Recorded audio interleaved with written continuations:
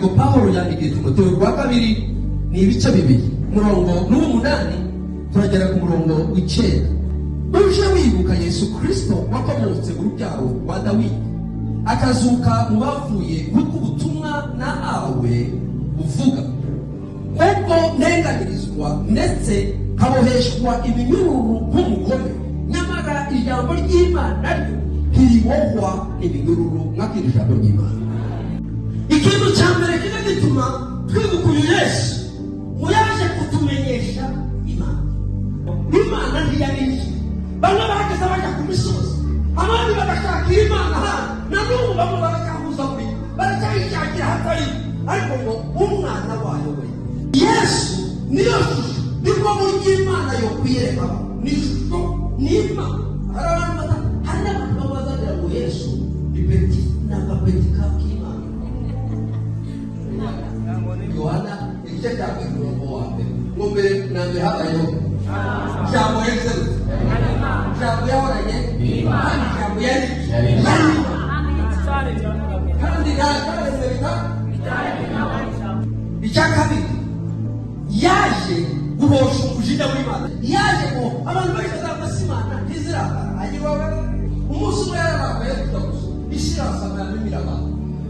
Umunsi umwe Imana yararakaye, umuriro wamumanuka utwika Sodoma na Gomora.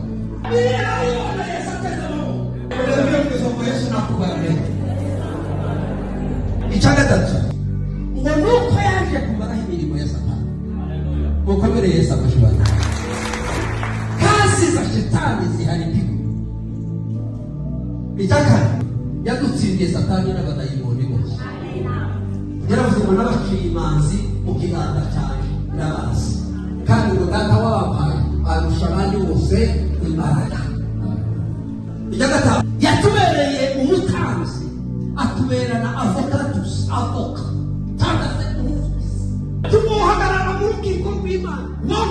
Wowe nicyo gituma umuririmbyi umwe yavuze ngo nitugaragaza ngo azamubaza ngo ese ni iki cyakukubije, ngo yinjiriye ahera ahera, yinjiza y'amaraso ye, yaratujanye imbere y'Imana, ngo atugeze imbere y'Imana. Aravuga ngo aba n'abanjye, ngo kandi aba narabacunguye.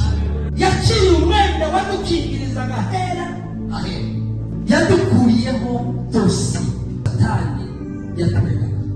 Uko uza mubona tugira amadosiye Satani aza turega, karandega, yari kukurega, azajana. Tumuzi ko ariwe wereze yo, tumubizi agira dosiye kuri buri muntu.